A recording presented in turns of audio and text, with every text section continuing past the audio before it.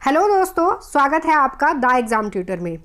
आज मैं इस वीडियो में लेकर आई हूँ कार्यपालिका से संबंधित 50 मोस्ट इंपॉर्टेंट क्वेश्चंस जो सभी कॉम्पिटिटिव एग्जाम्स में फ्रीक्वेंटली पूछे जाते हैं। अगर आप किसी भी एग्जाम की तैयारी करते हैं तो ये वीडियो आपके लिए काफ़ी हेल्पफुल होगा। तो चलिए बिना किसी देरी के वीडियो शुरू करते हैं। फर्स्ट क्वेश्चन है, संविधान के निम्नलिखित अनुच्छेदों में से किस एक के अंतर्गत संघ की कार्यपालिका शक्तियाँ राष्ट्रपति में निहित होती हैं? अनुच्छेद 51, अनुच्छेद 52, अनुच्छेद 53 या फिर अनुच्छेद 54। कार्यपालिका शक्तियां हैं वो राष्ट्रपति में निहित होती है। किस अनुच्छेद में वर्णित है? तो ये अनुच्छेद 53 में वर्णित है। अब देख लेते हैं बाकी के अनुच्छेद में क्या क्या दिया है। अनुच्छेद 51 में दिया है अंतर्राष्ट्रीय शांति एवं सुरक्षा, जो कि हमने पढ़ा था राज्य के नीति निर्देशक तत्वों के अंतर्गत। अनुच्छेद 52 में दिया है राष्ट्रपति पद का उल्लेख और अनुच्छेद 54 में दिया है राष्ट्रपति का चुनाव। नेक्स्ट क्वेश्चन देख लेते हैं, भारतीय संविधान भारत के राष्ट्रपति को अधिकार नहीं देता है प्रधानमंत्री की नियुक्ति का, राज्यों के मुख्यमंत्री की नियुक्ति का, रक्षा बलों के सर्वोच्च कमांडर होने का या फिर देश के किसी भाग में आपातकालीन स्थिति लागू करने का। तो जो भारतीय संविधान है भारत के राष्ट्रपति को अधिकार नहीं देता है राज्यों के मुख्यमंत्री की नियुक्ति करने का। संविधान के अनुच्छेद 164 के अनुसार राज्यों के जो मुख्यमंत्री होते हैं उनकी नियुक्ति की जाती है राज्यपाल के द्वारा। प्रधानमंत्री की नियुक्ति कौन करता है? प्रधानमंत्री की करते हैं राष्ट्रपति। नेक्स्ट क्वेश्चन देख लेते हैं, भारत के राष्ट्रपति की शक्तियों के बारे में निम्नलिखित में से कौन एक सही नहीं है?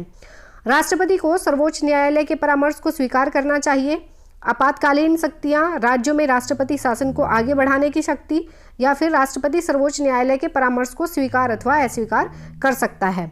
तो देखिए, जो राष्ट्रपति की शक्तियां हैं ये तीनों राष्ट्रपति की शक्तियों के अंतर्गत आती हैं। और जो ये है राष्ट्रपति को सर्वोच्च न्यायालय के परामर्श को स्वीकार करना चाहिए, तो ये ज़रूरी नहीं है कि राष्ट्रपति सर्वोच्च न्यायालय के जो परामर्श है उसको स्वीकार करे। वो स्वीकार भी कर सकते हैं और अस्वीकार भी कर सकते हैं। तो आंसर हो जाएगा फर्स्ट। नेक्स्ट क्वेश्चन देख लेते हैं, आपातकाल में किसी राज्य विधानसभा की अवधि बढ़ाई जा सकती है? राष्ट्रपति द्वारा, संसद द्वारा, राज्यों के राज्यपाल द्वारा या फिर राज्य विधानमंडल द्वारा। तो आपातकाल में किसी राज्य विधानसभा की अवधि बढ़ाई जा सकती है संसद द्वारा।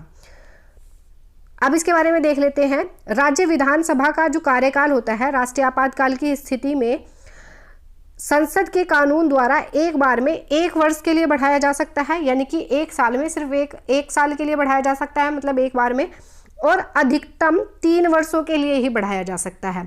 ध्यान रखेंगे, जो राज्य विधानसभा की अवधि है वो किसके द्वारा बढ़ाई जा सकती है? संसद द्वारा, और एक बार में 1 वर्ष के लिए बढ़ाई जा सकती है और अधिकतम 3 वर्षों के लिए ही बढ़ाई जा सकती है। नेक्स्ट क्वेश्चन देख लेते हैं, राष्ट्रपति के निर्वाचन में राज्य का मुख्यमंत्री मतदान करने के लिए पात्र नहीं होता यदि वह स्वयं प्रत्याशी होता है, उसे राज्य विधानमंडल के निचले सदन में अपने बहुमत सिद्ध करना शेष हो, राज्य विधानमंडल में उच्च सदन का सदस्य हो, या फिर वह राज्य विधानमंडल में निम्न सदन का सदस्य हो। तो राष्ट्रपति के निर्वाचन में राज्य का मुख्यमंत्री जो है मतदान करने के लिए पात्र नहीं होता अगर वह राज्य विधानमंडल में उच्च सदन का सदस्य हो। अब देख लेते हैं कौन कौन राष्ट्रपति के निर्वाचन में वोट करते हैं या मतदान करते हैं। राष्ट्रपति का जो चयन है एक निर्वाचक मंडल द्वारा किया जाता है, जिसमें संसद के दोनों सदनों के निर्वाचित सदस्य होते हैं। राज्यों की विधानसभाओं के निर्वाचित सदस्य होते हैं, और जितने भी यूनियन टेरिटरीज हैं यानी कि केंद्र शासित प्रदेश, उसमें दिल्ली भी इंक्लूडेड है, उनके जो निर्वाचित सदस्य होते हैं वो सम्मिलित होते हैं राष्ट्रपति के निर्वाचन में। और कैसे होता है? एकल संक्रमणीय मत प्रणाली द्वारा राष्ट्रपति का निर्वाचन होता है। नेक्स्ट क्वेश्चन देख लेते हैं, अगर भारत के राष्ट्रपति के चुनाव में कोई विवाद है तो उस विवाद को सौंपा जा सकता है भारत के महाधिवक्ता को, संसद को, भारत के सर्वोच्च न्यायालय को, या फिर इनमें से कोई नहीं। तो अगर राष्ट्रपति के चुनाव में कोई विवाद होता है तो वो किसको सौंपा जाता है? भारत के सर्वोच्च न्यायालय को। नेक्स्ट क्वेश्चन देख लेते हैं, राष्ट्रपति के उम्मीदवार के लिए क्या आवश्यक नहीं है? आयु 35 वर्ष हो, पढ़ा लिखा हो, सांसद चुने जाने की योग्यता रखता हो, या देश का नागरिक हो। देखिए, जो राष्ट्रपति के उम्मीदवार के लिए जो योग्यता होती है वो उसमें ऐसा कहीं भी नहीं लिखा है कि वह पढ़ा लिखा होना चाहिए। अब देख लेते हैं क्या क्या योग्यताएं होनी चाहिए। भारत का नागरिक होना चाहिए, आयु 35 वर्ष होनी चाहिए, और लोकसभा का सदस्य होने के लिए अर्हित होना चाहिए यानी योग्य होना चाहिए। भारत सरकार या किसी भी राज्य सरकार के अधीन किसी भी लाभ के पद पर नहीं होना चाहिए। तो ये योग्यताएं दी हैं भारत के संविधान में राष्ट्रपति के लिए। नेक्स्ट क्वेश्चन देख लेते हैं, एक सांसद अथवा विधानसभा का सदस्य राष्ट्रपति निर्वाचित हो सकता है, परंतु चुनाव लड़ने से पूर्व से अपनी सदस्य से त्यागपत्र देना होगा, अपने निर्वाचन से 6 माह के अंदर अपनी सदस्यता छोड़नी होगी, निर्वाचित होने के तुरंत उपरांत अपनी सदस्यता छोड़नी होगी, या फिर एक सांसद चुनाव लड़ सकता है परंतु विधानसभा का सदस्य नहीं। एक सांसद अथवा विधानसभा का जो सदस्य होता है वो राष्ट्रपति निर्वाचित हो सकता है, किंतु उसे निर्वाचित होने के तुरंत उपरांत अपनी सदस्यता छोड़नी होगी। नेक्स्ट क्वेश्चन देख लेते हैं। यदि भारत के राष्ट्रपति का पद रिक्त हो जाए और कोई उपराष्ट्रपति भी ना हो, तब निम्न में से कौन कार्यवाहक राष्ट्रपति होगा? राज्यसभा का उपसभापति, भारत का महान्यायवादी, लोकसभा का अध्यक्ष, सर्वोच्च न्यायालय का मुख्य न्यायाधीश। देखिए, जब राष्ट्रपति का पद भी रिक्त हो और उपराष्ट्रपति के पद पर भी कोई ना हो तो उस समय राष्ट्रपति कौन बनते हैं? वो बनते हैं सर्वोच्च न्यायालय के जो मुख्य न्यायाधीश होते हैं वो बनते हैं। नेक्स्ट क्वेश्चन देख लेते हैं। भारत के राष्ट्रपति से संबंधित निम्नलिखित कथनों में से कौन सा एक सही नहीं है? वह संसद का एक संगठक भाग है, वह दोनों सदनों की चर्चा में भाग लेता है, वह प्रत्येक वर्ष दोनों सदनों की संयुक्त बैठक को संबोधित करता है, वह किन्हीं परिस्थितियों में अध्यादेश लागू कर सकता है। देखिए, वह दोनों सदनों की चर्चा में भाग लेता है तो ये सही नहीं है राष्ट्रपति से संबंधित, तो आंसर हो जाएगा सेकंड। नेक्स्ट क्वेश्चन देख लेते हैं। भारत में राष्ट्रपति का चुनाव किया जाता है प्रत्यक्ष निर्वाचन द्वारा, एकल संक्रमणीय मत प्रणाली द्वारा, आनुपातिक मत प्रणाली द्वारा या फिर खुला बैलेट प्रणाली द्वारा। तो मैंने पहले ही बताया भारत का जो राष्ट्रपति का चुनाव होता है वो एकल संक्रमणीय मत प्रणाली द्वारा होता है। नेक्स्ट क्वेश्चन देख लेते हैं। भारतीय संविधान के किस अनुच्छेद के अंतर्गत भारत सरकार का दायित्व है कि वह बाहरी आक्रमण एवं आंतरिक अशांति से राज्यों की रक्षा करे? तो अनुच्छेद 352 के अंतर्गत आता है कि जो भारतीय संविधान भारत सरकार है वो बाहरी आक्रमण एवं आंतरिक अशांति से राज्यों की रक्षा करे। देखिए, 352 से 360 तक जो आपातकाल के प्रावधान हैं ये दिए हैं भारतीय संविधान में, याद रखिएगा। तो इसका आंसर क्या हो जाएगा? इसका आंसर हो जाएगा अनुच्छेद 352। नेक्स्ट क्वेश्चन देख लेते हैं। आपातकाल की घोषणा को स्वीकृति हेतु संसद के समक्ष रखा जाना आवश्यक है? 1 माह के अंदर, 2 माह के अंदर, 6 माह के अंदर या फिर 1 वर्ष के अंदर? तो जो आपातकाल की घोषणा को स्वीकृति हेतु संसद के समक्ष रखा जाना आवश्यक होता है 1 माह के अंदर, याद रखिएगा। 1 माह के अंदर जो संसद के समक्ष रखना आवश्यक होता है प्रस्ताव को। नेक्स्ट क्वेश्चन देख लेते हैं। भारत में वित्तीय आपातकाल की घोषणा आज तक कितनी बार की गई है? 5 बार, 4 बार, 1 बार या कभी नहीं? तो देखिए, जो वित्तीय आपातकाल है ये भारत में आज तक कभी नहीं अप्लाई किया गया या लागू किया गया। अब देख लेते हैं क्या होता है। अनुच्छेद 360 में इसका वर्णन किया गया है वित्तीय आपातकाल का। देश में जब आर्थिक मंदी बहुत नीचे तक चली जाती है और देश को चलाने के लिए पर्याप्त राशि उपलब्ध नहीं होती है तो किसी राज्य या देश में वित्तीय आपातकाल घोषित किया जाता है, जिसका वर्णन भारतीय संविधान के अनुच्छेद 360 में किया गया है। याद रखिएगा, भारत में कभी भी वित्तीय आपातकाल की घोषणा नहीं हुई है। नेक्स्ट क्वेश्चन देख लेते हैं। निम्नलिखित में से राष्ट्रपति किसकी नियुक्ति करता है? भारत के महान्यायवादी की, नियंत्रक एवं महालेखा परीक्षक की, राज्य के राज्यपाल की या फिर उपरोक्त सभी? तो देखिए, भारत के महान्यायवादी की भी राष्ट्रपति नियुक्ति करते हैं, नियंत्रक एवं महालेखा परीक्षक की भी करते हैं, और जो राज्यों के राज्यपाल होते हैं उनकी भी नियुक्ति कौन करते हैं? राष्ट्रपति करते हैं। तो आंसर हो जाएगा उपरोक्त सभी। नेक्स्ट क्वेश्चन देख लेते हैं। राष्ट्रपति 5 वर्ष तक अपने पद पर रहता है अपने निर्वाचन की तारीख से, संसद द्वारा निर्धारित तिथि से, अपने पद ग्रहण के दिन से या फिर निर्वाचन आयोग द्वारा घोषित तिथि से? तो जो राष्ट्रपति होते हैं वो 5 वर्ष तक उनका कार्यकाल होता है, 5 वर्ष का, और अपने पद ग्रहण के दिन से वो 5 वर्ष काउंट किए जाते हैं। अब देख लेते हैं। देखिए, भारत में जो राष्ट्रपति का कार्यकाल होता है वो 5 वर्षों का होता है और कोई राष्ट्रपति अधिकतम 2 कार्यकाल तक ही अपने पद पर रह सकते हैं, यानी कि 2 कार्यकाल, यानी कि 5 वर्ष पहले और 5 वर्ष बाद में 2 कार्यकाल तक कोई राष्ट्रपति अधिकतम रह सकते हैं। भारत के पहले राष्ट्रपति डॉक्टर राजेंद्र प्रसाद थे और अब तक केवल इन्होंने ही 2 कार्यकाल पूरे किए हैं। राइट, याद रखेंगे। नेक्स्ट क्वेश्चन देख लेते हैं। भारत के राष्ट्रपति को यह अधिकार नहीं प्राप्त है कि वह समाधान करे, सर्वोच्च न्यायालय के न्यायाधीश को हटाए, आपातकालीन की घोषणा करे या फिर अध्यादेश जारी करे? तो देखिए, समाधान करने का अधिकार भी राष्ट्रपति को प्राप्त है, आपातकालीन की घोषणा करने का अधिकार भी राष्ट्रपति को प्राप्त है और अध्यादेश जारी करने का भी अधिकार राष्ट्रपति को प्राप्त है। किंतु सर्वोच्च न्यायालय के जो न्यायाधीश हैं ये एक प्रक्रिया के द्वारा हटाए जाते हैं जो कि महाभियोग की प्रक्रिया के समान ही होती है, किंतु संविधान में महाभियोग शब्द का प्रयोग नहीं किया गया है न्यायाधीश को हटाने के लिए। तो आंसर हो जाएगा सेकंड, क्योंकि राष्ट्रपति को यह अधिकार प्राप्त नहीं होता है। राइट, नेक्स्ट क्वेश्चन देख लेते हैं।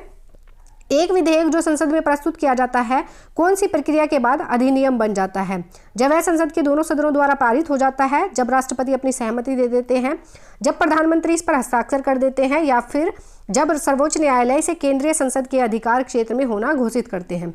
तो जब राष्ट्रपति अपनी सहमति दे देते हैं तब कोई भी एक विधेयक कानून बन जाता है या अधिनियम बन जाता है, राइट। नेक्स्ट क्वेश्चन देख लेते हैं।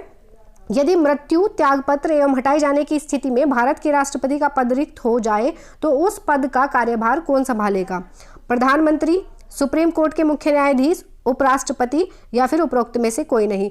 तो अगर राष्ट्रपति का पद रिक्त हो जाता है तो उसका जो पदभार है वो कौन संभालता है? उपराष्ट्रपति संभालते हैं। अगर उपराष्ट्रपति भी नहीं होते हैं तो सुप्रीम कोर्ट के मुख्य न्यायाधीश संभालते हैं, याद रखेंगे। नेक्स्ट क्वेश्चन देख लेते हैं। लोकसभा और राज्यसभा की संयुक्त बैठक किसके द्वारा आहूत की जाती है? राष्ट्रपति द्वारा, लोकसभा के अध्यक्ष द्वारा, संसद द्वारा, राज्यसभा के सभापति द्वारा। तो लोकसभा और राज्यसभा की संयुक्त बैठक राष्ट्रपति द्वारा आहूत की जाती है, ये हम सभी जानते हैं। नेक्स्ट क्वेश्चन देख लेते हैं। अध्यक्षात्मक शासन का उदय यानी कि प्रेसिडेंशियल जो रूल है उसका उदय सर्वप्रथम किस देश में हुआ? यूगोस्लाविया में, मिस्र में, स्विट्जरलैंड में या फिर संयुक्त राज्य अमेरिका में। तो जो अध्यक्षात्मक शासन का उदय है ये हुआ संयुक्त राज्य अमेरिका में। नेक्स्ट क्वेश्चन देख लेते हैं। संसद के लिए राष्ट्रपति का अभिभाषण कौन तैयार करता है? स्वयं राष्ट्रपति करते हैं, लोकसभा अध्यक्ष करते हैं, राज्यसभा के सभापति करते हैं या फिर केंद्रीय मंत्रिमंडल करते हैं। तो संसद के लिए जो भाषण होता है राष्ट्रपति का उसको तैयार करते हैं केंद्रीय मंत्रिमंडल। देख लेते हैं। देखिए, संसद के लिए राष्ट्रपति का जो अभिभाषण है वो केंद्रीय मंत्रिमंडल द्वारा तैयार किया जाता है, क्योंकि वास्तविक जो कार्यपालिका शक्ति होती है वो केंद्रीय मंत्रिमंडल में निहित होती है, राइट। नेक्स्ट क्वेश्चन देख लेते हैं। संविधान के किस अनुच्छेद के अंतर्गत राष्ट्रपति संघीय मंत्रिपरिषद की सलाह मानने के लिए बाध्य है? अनुच्छेद 74, अनुच्छेद 85, अनुच्छेद 86 या फिर अनुच्छेद 101। संविधान के अनुच्छेद 74 में ये दिया है, ये प्रावधान दिया है कि मंत्रिपरिषद की सलाह मानने के लिए राष्ट्रपति बाध्य है। अब देख लेते हैं बाकी के अनुच्छेद में क्या क्या दिया है। अनुच्छेद 85 में दिया है संसद के जो सत्र हैं सत्रावसान और विघटन। अनुच्छेद 86 में दिया है राष्ट्रपति को अधिकार है संसद को संबोधित करने का एवं संसद को संदेश भेजने का। अनुच्छेद 101 में दिया है जो रिक्त स्थानों की पूर्ति होती है वो प्रावधान दिया है अनुच्छेद 101 के अंतर्गत। नेक्स्ट क्वेश्चन देख लेते हैं। राष्ट्रपति को लोकसभा में किन 2 सदस्यों को मनोनीत करने का अधिकार है? अल्पसंख्यक, एंग्लो इंडियन, विशिष्ट क्षेत्र के व्यक्ति या फिर राष्ट्रपति की इच्छा पर निर्भर है, वो कुछ भी किसी को भी नियुक्त कर सकता है या मनोनीत कर सकता है।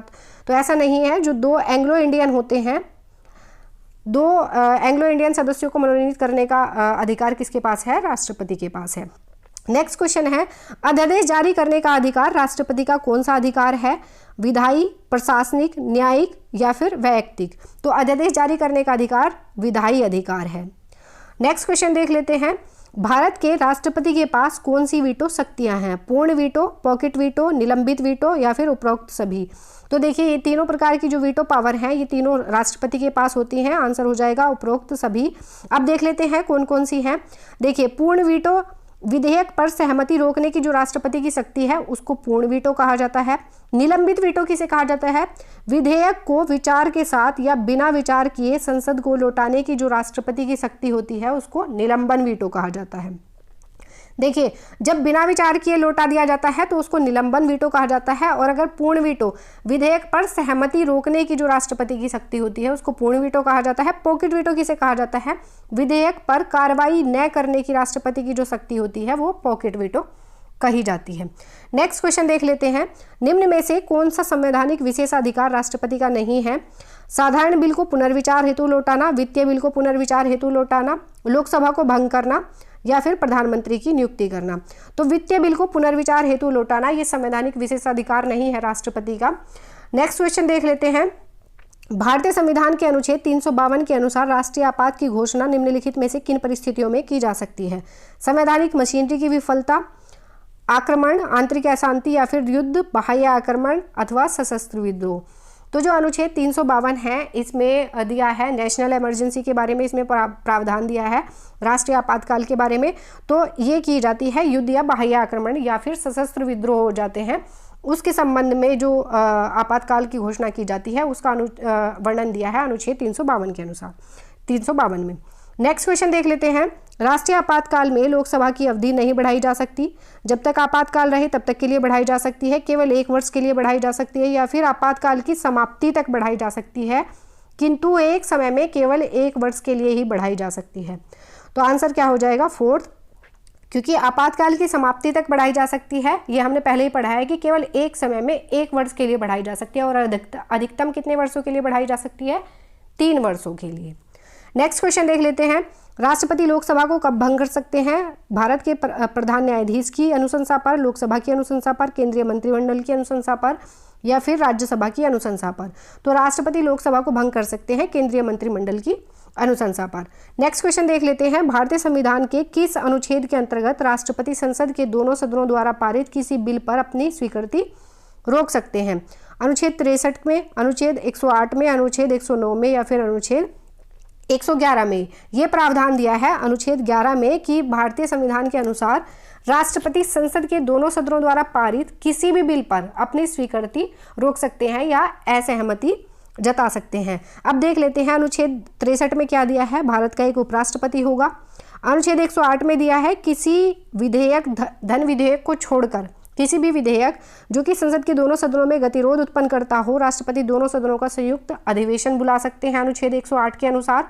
अनुच्छेद 109 में दिया है धन विधेयक राज्यों की परिषद में पेश नहीं किया जाएगा। नेक्स्ट क्वेश्चन देख लेते हैं, प्राय किसकी सलाह पर राज्य में राष्ट्रपति शासन लागू किया जाता है? मुख्यमंत्री की, लेजिस्लेटिव असेंबली की, गवर्नर की, या फिर उच्च न्यायालय के मुख्य न्यायाधीश की? तो राज्यों में जो राष्ट्रपति शासन लागू किया जाता है वो किया जाता है गवर्नर की सलाह पर। नेक्स्ट क्वेश्चन देख लेते हैं, स्वतंत्र भारत के प्रथम राष्ट्रपति थे उत्तर प्रदेश से, आंध्र प्रदेश से, बिहार से, या फिर तमिलनाडु से? तो स्वतंत्र भारत के जो प्रथम राष्ट्रपति थे कौन थे? डॉक्टर राजेंद्र प्रसाद। वो कहाँ से थे? बिहार से। नेक्स्ट क्वेश्चन देख लेते हैं, भारतीय संविधान के किस अनुच्छेद के अंतर्गत किसी राज्य में राष्ट्रपति शासन लागू किया जा सकता है? अनुच्छेद 370 के अंतर्गत, अनुच्छेद 368, अनुच्छेद 356, या फिर अनुच्छेद 352? तो राष्ट्रपति शासन लागू किया जा सकता है अनुच्छेद 356 के अंतर्गत। देखिए 352 से 360 तक आपातकाल का प्रावधान दिया है संविधान में। 352 में दिया है राष्ट्रीय आपातकाल, अनुच्छेद 356 में दिया है राष्ट्रपति शासन के बारे में, और 360 में दिया है वित्तीय आपातकाल के बारे में। राइट, याद रखेंगे। नेक्स्ट क्वेश्चन देख लेते हैं, भारत में राष्ट्रपति की मृत्यु, पद त्याग अथवा हटाए जाने पर पद में हुई रिक्त को भरने की समय सीमा क्या है? 1 माह, 9 माह, 3 माह, या फिर 6 माह? तो इसकी जो समय सीमा है ये है 6 माह। नेक्स्ट क्वेश्चन देख लेते हैं, राष्ट्रपति की समा आदि की शक्ति एक विधायी शक्ति है, न्यायिक शक्ति है, कार्यपालिका शक्ति है, या फिर उपरोक्त में से कोई नहीं? तो जो ये समा आदि की जो शक्ति होती है राष्ट्रपति की, ये होती है न्यायिक शक्ति। नेक्स्ट क्वेश्चन देख लेते हैं, श्री मोहम्मद हामिद अंसारी का भारत के उपराष्ट्रपति के रूप में क्रमांक है 10वां, 11वां, 12वां, या फिर 13वां? तो जो भारत के उपराष्ट्रपति हुए मोहम्मद हामिद अंसारी, उनका क्रमांक था 12वां। नेक्स्ट क्वेश्चन देख लेते हैं, निम्न में से किस सदन की अध्यक्षता ऐसे व्यक्ति द्वारा की जाती है जो उसका सदस्य नहीं होता? लोकसभा, विधानसभा, राज्यसभा, या फिर मंत्रिपरिषद? तो राज्यसभा के जो अध्यक्ष होते हैं वो होते हैं उपराष्ट्रपति, जो कि राज्यसभा के सदस्य नहीं होते। तो आंसर हो जाएगा राज्यसभा। नेक्स्ट क्वेश्चन देख लेते हैं, निम्नलिखित में से कौन सा शब्द भारत के संविधान में उल्लिखित नहीं है? वार्षिक वित्तीय विवरण, विनियोग विधेयक, बजट, या फिर भारत की संचित निधि? तो देखिए भारतीय संविधान में बजट का उल्लेख नहीं किया गया है। नेक्स्ट क्वेश्चन देख लेते हैं, निम्नलिखित प्रधानमंत्रियों में से कौन अपने प्रधानमंत्रित्व काल में लोकसभा के सदस्य थे? गोपाल स्वामी अयंगर, के.एम. मुंशी, टी.टी. कृष्णमाचारी, या फिर चंद्रशेखर?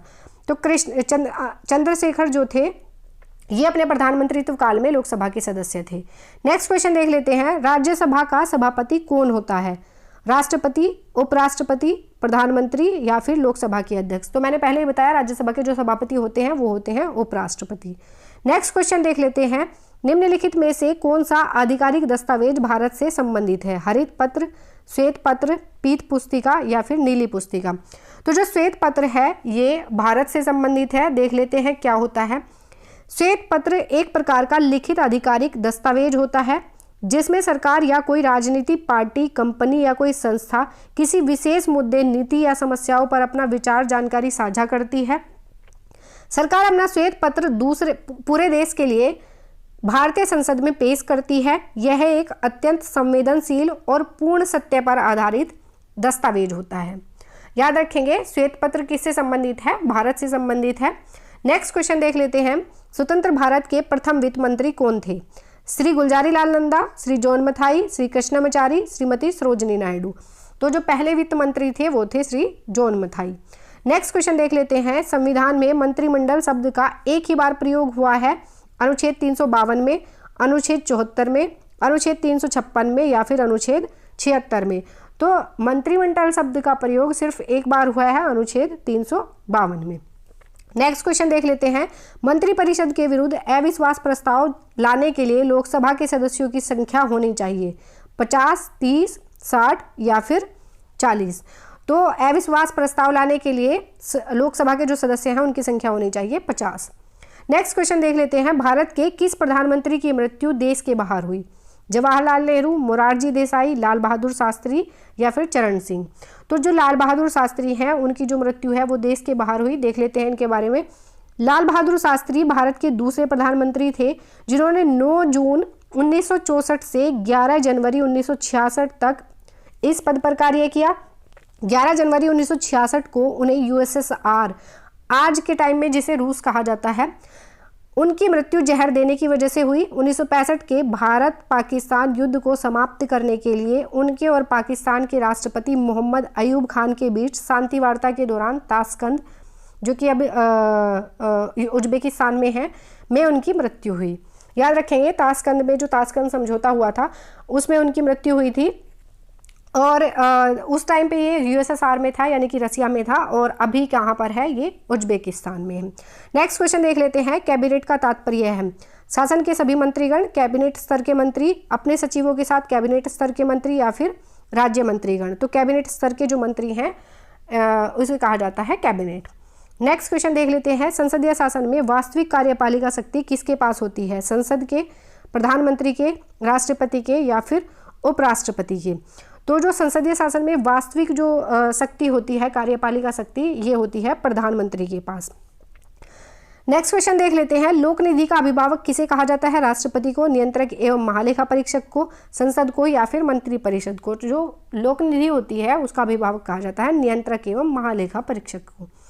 नेक्स्ट क्वेश्चन देख लेते हैं, भारतीय राजनीतिक व्यवस्था में कार्यपालिका डैश के अधीन रहकर कार्य करती है। किसके अधीन रहकर कार्य करती है? न्यायपालिका के, विधायिका के, चुनाव आयोग के या फिर संघ लोक सेवा आयोग के। तो जो कार्यपालिका है ये विधायिका के अधीन रहकर कार्य करती है। विधायिका में वही आते हैं जो केंद्र में होती है, उसमें संसद आते हैं, राज्यसभा, लोकसभा, और जो राज्य में होती हैं उनमें आती है विधानमंडल, विधानसभा और विधान परिषद। तो याद रखेंगे। सो फ्रेंड्स, ये हमारे 50 मोस्ट इंपोर्टेंट क्वेश्चंस कंप्लीट होते हैं। अब आप मुझे कमेंट सेक्शन में बताइए कि भारत के राष्ट्रपति पर महाभियोग लगाने की प्रक्रिया का जो प्रावधान है वो किस अनुच्छेद में दिया गया है। मुझे आपके आंसर्स का इंतज़ार रहेगा और आप मुझे मेरी वीडियो से रिलेटेड सुझाव चैट बॉक्स में दे सकते हैं। और अगर आपको ये वीडियो अच्छी लगी है तो वीडियो को लाइक करें, चैनल को सब्सक्राइब करें और बेल आइकन को ज़रूर प्रेस करें ताकि नई वीडियो की अपडेट आपको टाइम टू टाइम मिलती रहे। Thank you.